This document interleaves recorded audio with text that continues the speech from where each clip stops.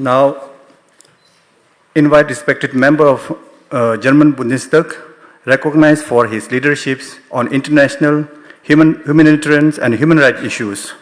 It's my great honor to invite Honorable Michel Brands, Member of Parliament from Germany.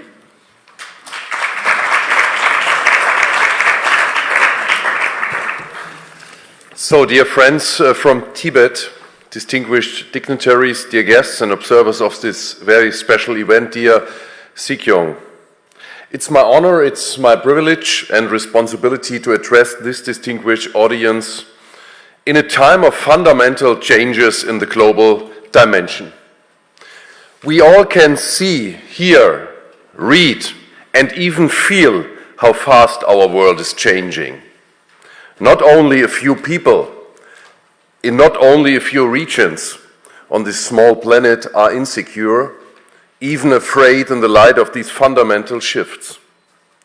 But as people who are grounded in convictions, led by our religious beliefs, aware that we are not alone in this planet, we know someone, some good forces are watching over us in these insecure times.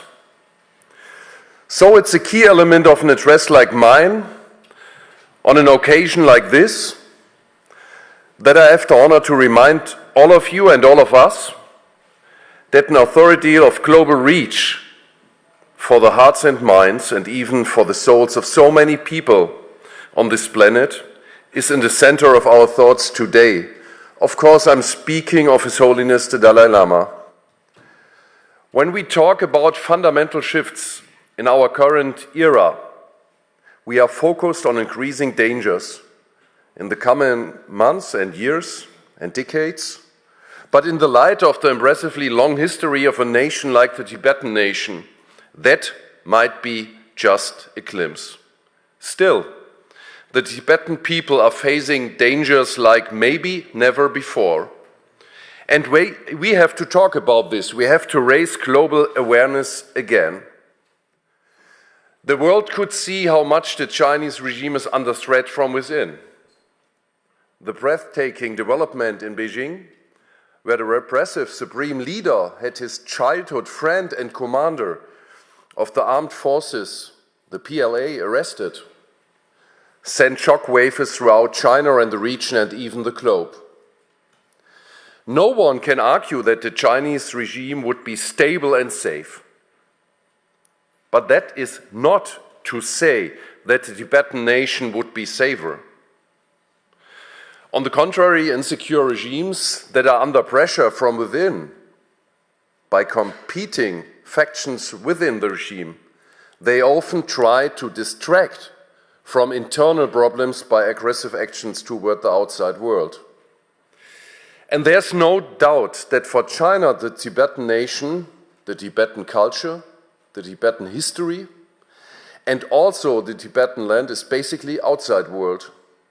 Because despite all the propaganda from the Communist Party that deeply rooted, that peaceful culture of the Tibetan nation is just the opposite of that racist, aggressive, and even more repressive Han Chinese communist regime. Therefore, we have to raise awareness around the globe that the precious Tibetan culture, unique and of immense importance for the whole world, is under increasing threat. There's no need here in this room to address all the various brutal measures and actions by the CCP that have only one goal in general, namely to extinct this world heritage of Tibetan culture, language and nation, and to replace it by the ugly repressive regime that the communists in China wants to spread in the country, the neighborhood and even around the globe.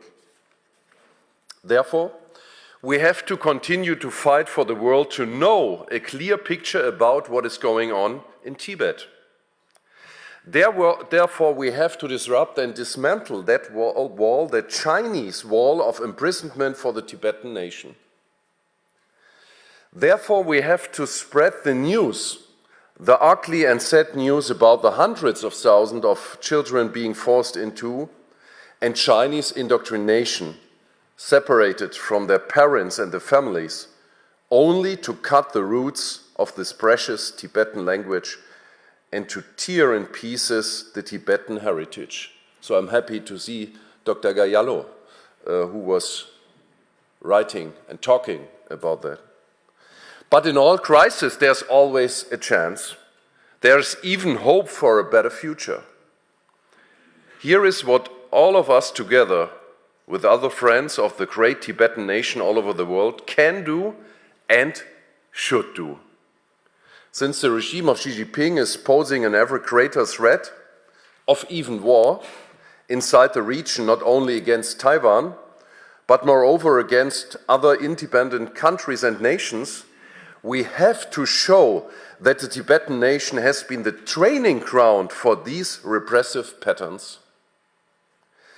The world has to see that if you do not tackle the dragon at the beginning, you might end up in fire and destruction. The case of Tibet has become a litmus test for major and medium powers on the globe and in the region on how to deal with an ever more aggressive, ruthless, and yes, barbarian CCP. They do not share our values. They do not share our view that every life is precious. They do not share a view of culture, of heritage, and of togetherness of the people around the world. Therefore, we have a real voice in this very moment of human history. Therefore, we have to raise our voices and have to address the danger, the barbarism imposing for our common human civilization. Therefore, I'm not naive, but hopeful that the world will come together in defending human civilization. So let me close with an appeal to all of us and to the wider world. Let us stand up for civilization, for culture, for humankind, and for humanity and kindness, like His Holiness has done it throughout his outstanding life. Let us stand up against the forces of evil, of destruction, and against brutality and inhumanity. And let us work for the day when we will all be exhausted but victorious. The day when we will have pushed back successfully the forces of evil. The day when humanity and civilization will have prevailed. That will be the day when the precious and proud Tibetan nation, when Tibet will be free again. If we stay together, if we find together, I'm convinced that they will come and we will all be blessed. Thank you very much.